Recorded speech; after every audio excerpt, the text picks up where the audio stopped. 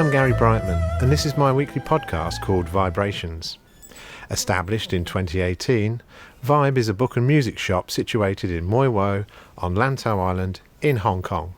I finished the Vibe podcast last December, just before my 60th birthday. Not for any reason other than it was a very busy month for the shop and me personally. I gave an interview and a photo shoot to Greenpeace regarding the Lantau Tomorrow vision and new land reclamation off of Lantau. An interview with Ming Pao Daily along similar lines that was published in their daily newspaper last Sunday in Chinese. There's a link to it on my website under media. And finally, an interview with Moi Wo Plus. I don't normally say no to media attention, figuring it's all good exposure for the shop. Sales at Vibe were good over Christmas, and I'm sure families wanted to end the year on a high note and with new hope for 2021 going forward. For the first time, Vibe was open on Christmas Day, Boxing Day and New Year's Day, thanks to Caroline. We continue to maintain high standards of hygiene at Vibe, with weekly cleans, mandatory temperature testing and mask wearing, and hand sanitizer available. Over Christmas and New Year, as always, we managed to fit in a lot of walks with friends and our 3 dogs, Wilson, Jack and Millie. And I discovered my new favourite walks are around the Chi Ma Wan Peninsula and along the West Dog's Teeth Walk, giving spectacular views over South China Sea, Moi Wo and Poyo coastlines. Last year I read 16 books, one after the other, as I've always done throughout my life, which is not nearly enough books given I run a bookshop. I have bookshelves at home full of good books waiting to be read. No, I don't do e-books. Why should I? So this year my New Year's resolution is to read books 3 at a time, in a vain hope of increasing the number to 30 books a year. In case you're interested, this is the list of books I read last year. Lantau Life, A Year on Lantau Island by Charmian Woodhouse, A Small Band of Men by Les Bird, Diary of a Bookseller by Sean Bithell, Confessions of a Bookseller by Sean Bithell, Destination Shanghai by Paul French, Bloody Saturday by Paul French, Tiger Hunters of Tai-O by John Secchi, Hello Darlings biography by Kenny Everett, Born to Run biography by Bruce Springsteen, Yamamoto by Eric Lowe, Tuesdays with Maury by Mitch Albom, The 5 People You Meet in Heaven by Mitch Albom, My Autobiography by Guy Martin, Hitchhiking to Hong Kong by Tom Gorman, Old Hong Kong Photos and the Tales They Tell by David Bellis, and finally, Going Solo by Roald Dahl. For my podcasts, I like to interview similar types of people in a row. Themes, if you like, Moi Wo retailers, female musicians, artists. And so for the next few weeks, I'd like to interview ex-colonial policemen, whom I'm lucky to count as friends. This week's interview is with the author of A Small Band of Men, Les Bird. Les joined the Royal Hong Kong Police in 1976 and worked in the Marine Police for more than 20 years until June 1997. Originating from Staffordshire in the UK, Bird's work was diverse. In the late 1970s, he was a rural inspector of West Lantau.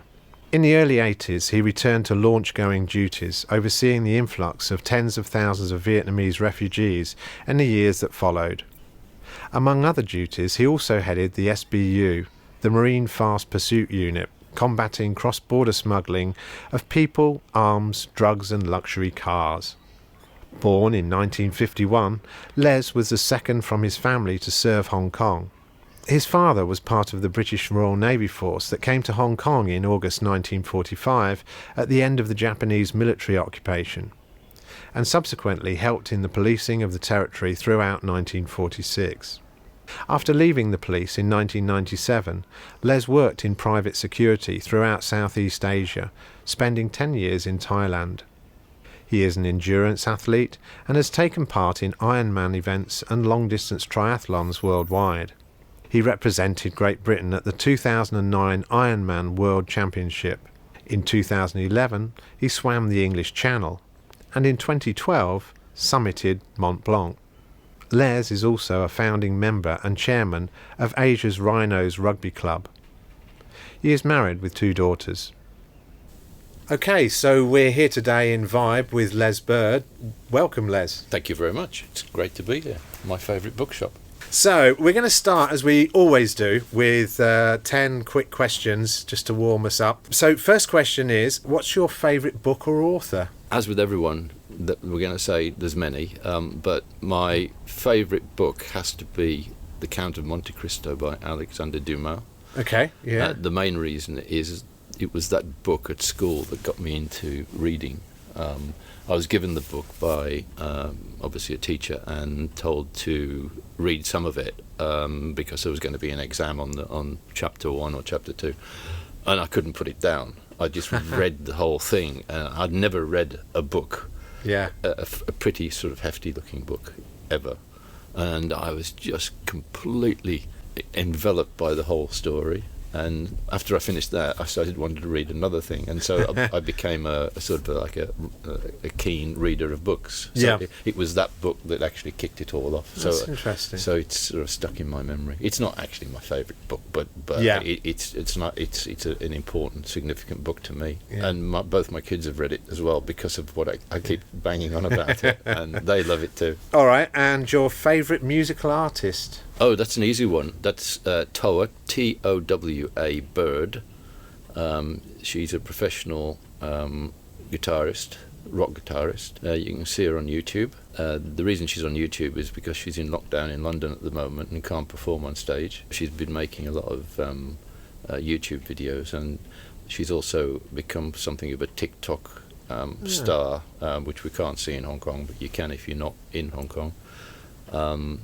She's my daughter, by the way. I did wonder. I didn't say anything. I was you figured out the name. Yes. She's in a band in London who were becoming quite successful when COVID arrived and a lockdown.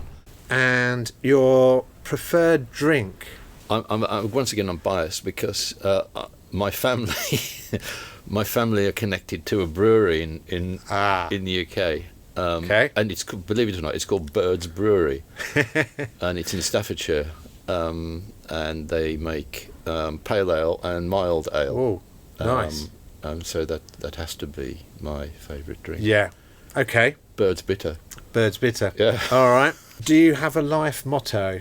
Not really, no. But I think something that stuck with me when I was a kid at school. We were forced to do trampolining as a sport. And being sort of long and gangly, I wasn't particularly very good at it. And my teacher said to me, "You can do this, a somersault, forward and backward somersault, if you have the courage of your convictions."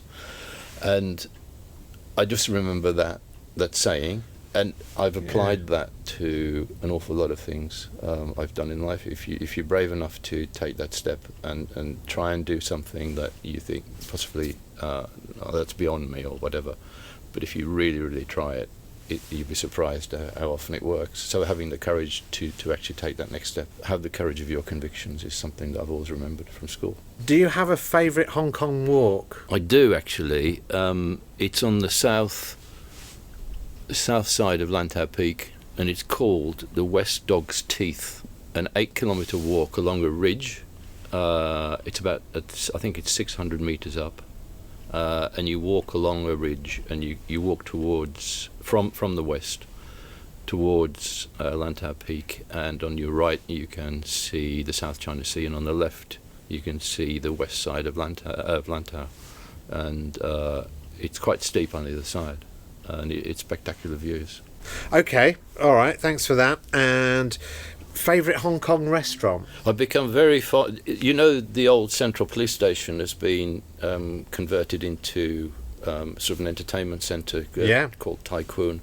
On the 3rd floor of the actual police station building is a restaurant called Madame Fu, F-U, Madame Fu's. It's Chinese food, and I go there a lot. Okay. I love it. And it's also, I worked at Central Police Station for a very, very brief period of time. And that room where the actual restaurant used to be the registry office, where all the secretaries and the filing cabinets and all the old files used to be kept. So it's actually quite interesting, because now it's a spectacular looking restaurant, and it's decked out in wonderful colours. And I sit in there, and I can still see all the old filing cabinets around me. That's amazing. How cool is that? That's fantastic. And I love to see people sort of posing in there and having their photographs taken. And I'm thinking, you actually don't know. Yeah. If you were in here 40 years ago, yeah, wouldn't be for the same reasons. No. So here's an off-the-wall one. Faced with a python whilst walking up to the peak, what would you do? I think what I'd probably do is I would take a photograph of it for a start. I would watch where it goes, and then I would contact a chap called William Sargent, who's the snake man. Yep. In the hope that he would catch it and ensure that it was okay. What was the best advice you were given? Upon joining Marine, never piss into the wind. And it always worked. Finish this sentence. I live in Hong Kong because it's home. I've been here for nearly 45 years. So I arrived in 1976, and I feel comfortable here. I know the place. I know we've had trouble over the past couple of years, but what's happened as a consequence doesn't bother me at all. I just know the place so well, and I always come back here. Yeah. I just love the place. Yeah, it's my home.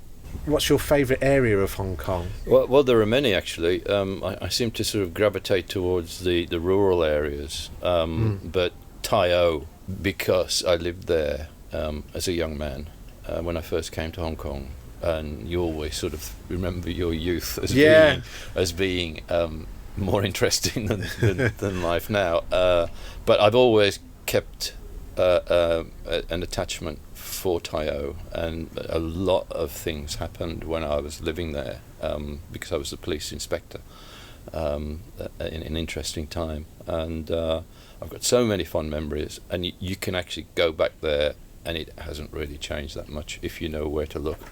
It's like a time machine. I can go back and wander around 1970s Tai O and know what, and remember little things, like you turn a corner and you remember something that happened here, or the people who used to live there, and actually some of the people who used to live there are still there in their 80s, and so I can actually sit down with some of them who still remember me after a bit of sort of, you remember me, and have a chat and see how they are. So it's amazing. It's a bit of an old time machine for me. What made you choose to come to Hong Kong in the first place? I come from a family of Royal Naval people. My dad was in the Royal Navy. His three brothers were all in the Royal Navy, and my grandfather was in the Royal Navy. So it was sort of expected for me to, well, not expected, but I was intending to join the RN. But at the time in the 70s, the Royal Navy was such that if you joined, there was no guarantee of an overseas posting.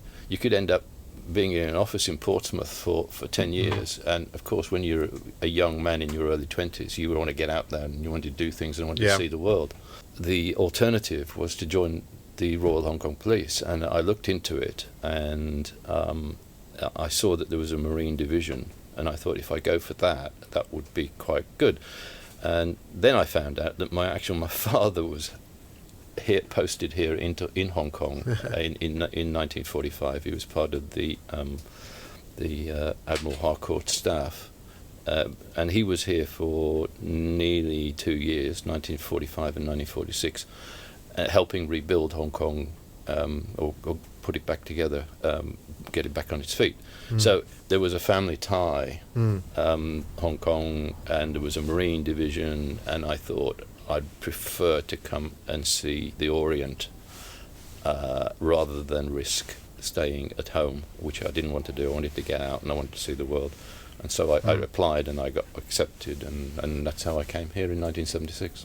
So as you say, you arrived back in the you arrived here first of all around 1976. What was Lantau Island like in the mid-70s? I think I've looked into this because doing research for my book, and I think in the 1970s it was very, very similar to the 1960s, the 1950s, and it changed quite dramatically, I think, or not. Well, it changed a lot in the 1980s when Hong Kong boomed and it became a huge financial hub, and the airport was built. But in the 1970s, it was very, very quiet. It was old colonial style. Certainly living out at Tai O, there was no finished road between Mui Wo and Tai O when I was there. So it took about, and then the only ferry was from Central to Mui Wo, which took an hour, and then you would have about a 3-hour journey to Tai O. So we were absolutely isolated out there. In fact, Tai O is nearer to Macau than it is to Central. I don't know if you know that. And then I was living at the police station, which is another further mile out past the village, and there's no road, so that was another walk. So we were really in the boondocks, out on our own, and there was none of the communications that we have today. So it was like an outpost when I first came here. So it was very much similar lifestyle to the 1950s, right? Type of thing. We didn't get visitors. We had to sort things out on our own. My orders arrived usually a day late in an old satchel, written on a piece of paper, a typed piece of paper, and then I would action the orders and then type up a reply and then send it back the following day. So we did have one telephone line which didn't work when it was raining, and that was the only link to the outside world. Wow. And so you say that it took 1 hour to get from Central to Mui Wo, but then a further 3 hours to get from Mui Wo to Tai O. Yeah. So how were you making that journey? We had 2 Land Rovers, okay, a long wheelbase and a short wheelbase attached to the station, and the short wheelbase was my own runaround. Right. So we would usually drive, but it was quite a hazardous drive. Then there was no paved road, so you'd be driving along a narrow dirt road with drops onto the left and the right. So it was really, really it was a slow journey. Yeah.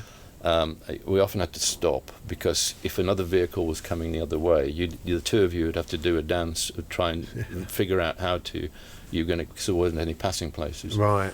And it just took an awfully long time. What was good about that was that no one used to bother me. Yeah, exactly, yeah. The bosses from police headquarters would say, Tai O, no, it would take us 4 hours to get there and 4 hours back. That means we're really only going to be there for 5 minutes, so we won't bother. And what was Tai O like back in those days? Was it a thriving fishing Yeah, it was. I think it had a population of around about 3,000 to 4,000 in those days, and the main industry was fishing. There was no tourism, so you didn't get that weekend crush that you do now. Of course, there was the old Tai O rope ferry. There was no actual connection between the island itself, where the police station is, and the main village and the main island. So you know that was another delay. Was the walk from the police station into the village and then across on the ferry onto the Tai O, onto Lantau mainland, and then you had to walk another sort of 20-15 minutes to find my jeep, which was which was parked outside the village. So Tai O was very much a sleepy village generally that closed down around about 8 o'clock at night. Everything was closed. Okay. And then it came to life at about 3-4 in the morning when the fishing fleet came in. And it became hugely busy for most of the morning with the fish trading. What was your view of Mui Wo back in those days? Was that... Well, Mui Wo was the big city for me. It was very similar to what it is now, actually. There was shops. Yeah. And I would occasionally come down here. One of the other police inspectors on the island was staying at Mui Wo Police Station, living at Mui Wo Police Station, which was in the same place. Same place, on the hill there. So I would come down here once or twice a week, just for someone to talk to. Moving on to, so you and I really kind of know each other through your first book, and a talk you did here over 12 months ago now, I think. Yeah. At the time, you know, we took the book on. I read it. I think I had to read it before your talk. I can't remember whether you insisted or not, but actually I couldn't put it down once I started reading it. And actually I would say it was the best book I'd read last year. And I read probably 20 books a year, which isn't perhaps a lot for a bookshop owner, but anyway, thoroughly enjoyed the book. Perhaps you can just tell people a little bit about what the book's about and how it came about, maybe. Yeah, it's about it's about several things. My career in the Marine Police started in 1976, and then I left in 1997, just before the handover. So my career was the last, if you like, 21 years of colonial British rule in Hong Kong, purely by coincidence. And so when writing the book, when writing my sort of memoir, I also wanted to capture that era, which changed dramatically afterwards. And I didn't want that time to be forgotten, if you like. And Yep. Through my own memories, I was able to recall most of the historical issues that were going on in that era. And I just wanted to capture that era in the book. So it's not so much a memoir, it's more also a 20-year history of what was happening in Hong Kong. And of course, being an operational police officer, I was involved in a lot of the key things that were going on, like the influx of Vietnamese refugees after the end of the war in 1975. There was a big influx of Vietnamese into Hong Kong, and I was at the front of dealing with that. Then there was a cross-border smuggling by Daife, the big speedboats that were purpose-built for theft in Hong Kong and transport. So that was a big issue too. So the book is full of stuff like that, and but it's more than a memoir. It's a book about an era. Yeah, and a book about people as well that were in the police force in a very colourful time, really, and Sure. I think quite perhaps different to what people would expect and experience back in the UK. Sure. Well, I tell the stories through those people, through the people I met, through the people I worked with, and a lot of them were old colonials. When I first joined in 1976, all the old boys who were the bosses, if you like, the senior guys, had been in Hong Kong since the end of the war. So their methods and their way of dealing with things and their in the chain of command was very old-fashioned. It was like old British Army style way of doing things, rather than the modern day policing that you see around the world today. So it was more old colonial style, and it was interesting for me because when I arrived, I had to go to the police training school for 9 months, obviously, to be taught what to do, and you're taught how to do things by the book. And then when I graduated and went to work for these old colonial guys, of course they'd never even read the book, let alone thrown the book over the side.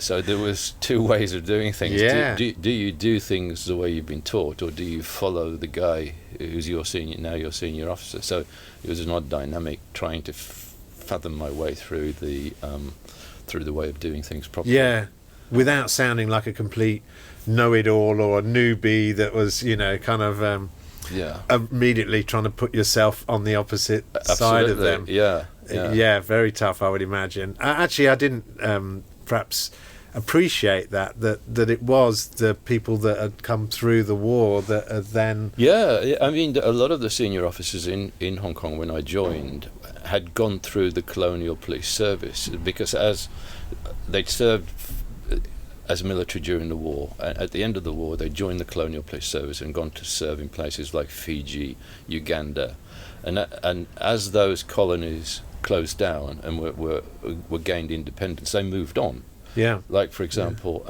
the Commissioner of Police, when I joined, Roy Henry, he'd been a soldier in the Second World War.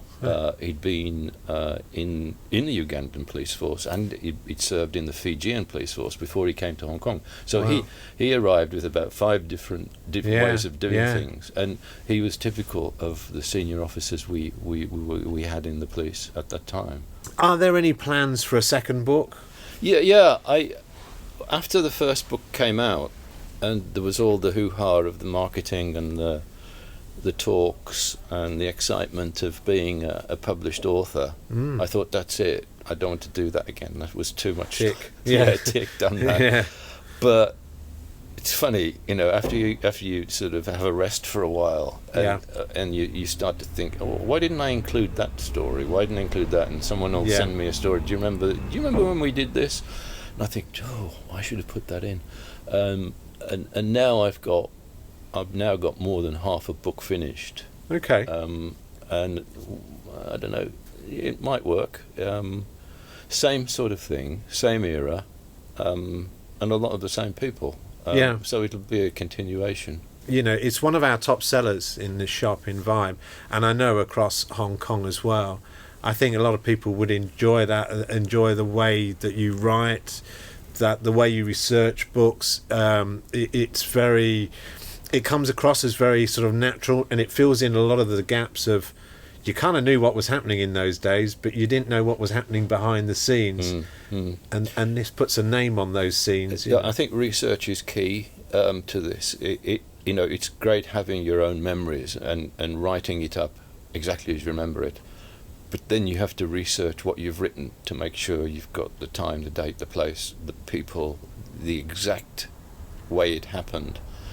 And it took me about a year to research that book, Small Band of Men, because I wanted to get. It was so important, because as I said earlier, it is capturing an era, and everything has to be absolutely spot on.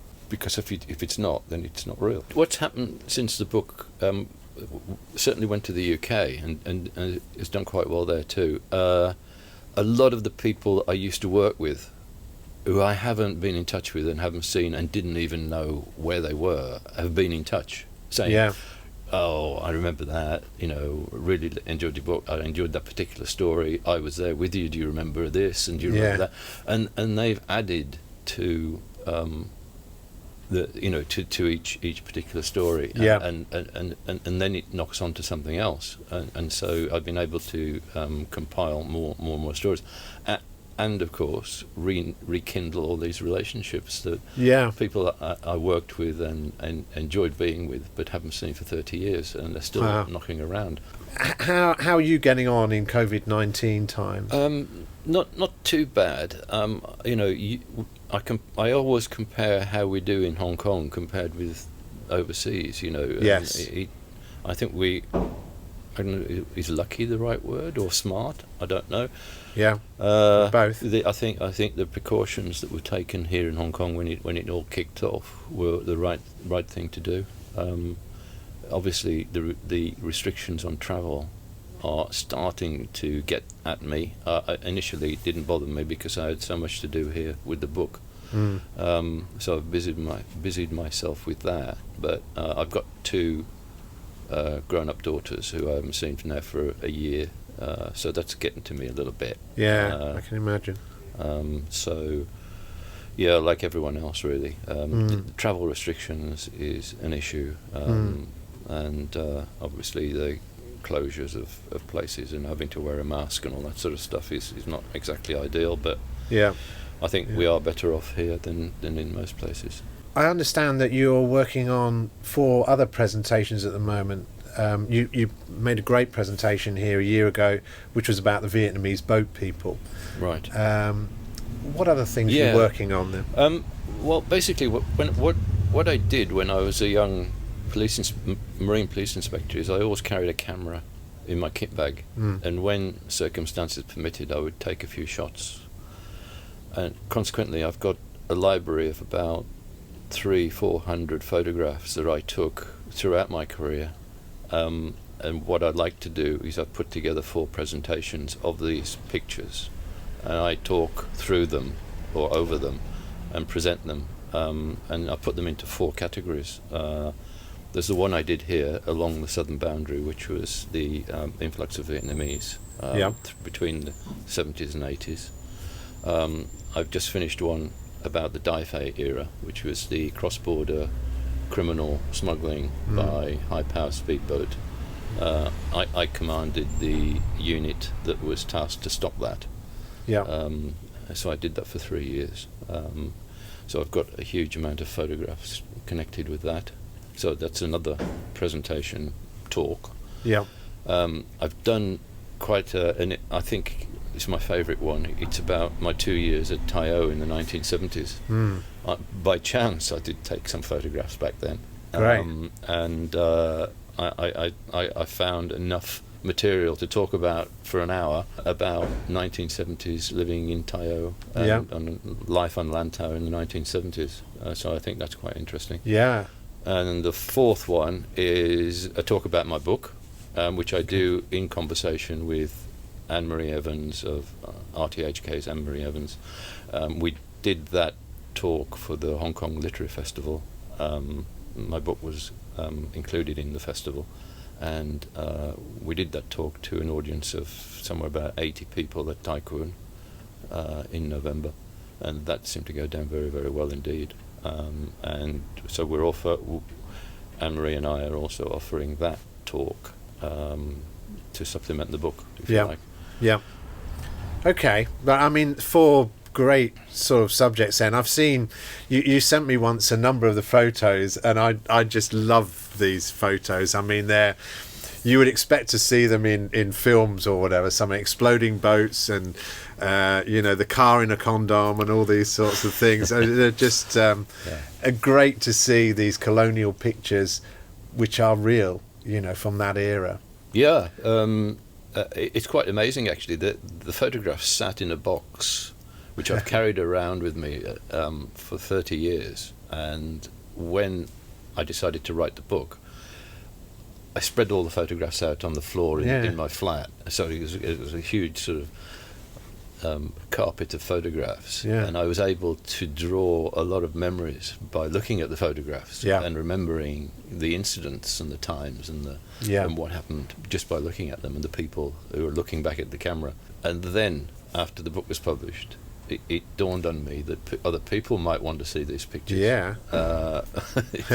And so hence the 4 talks, because they are presentations of these photographs. And I just talk over them, explaining what's happening in each photo. And they're put into a sequence to make it take the viewer through the era of that particular topic. Okay. I mean, a very important era in Hong Kong, I think. A very, exciting era, a wind-down era as well, as you said earlier. And, I thoroughly look forward to those talks, and maybe, hopefully, we can have a few of them here at Vibe as well. Absolutely. I do have a website up now. It's lesbirdhk.com. Right. And there's a lot on there about those particular talks. There's a lot of photographs on the website, and there's just other stuff about Hong Kong in that era. Because you're now also writing for the magazine, aren't you? Is it Fragrant Harbour magazine? I write for Fragrant Harbour about things maritime, either historical or current.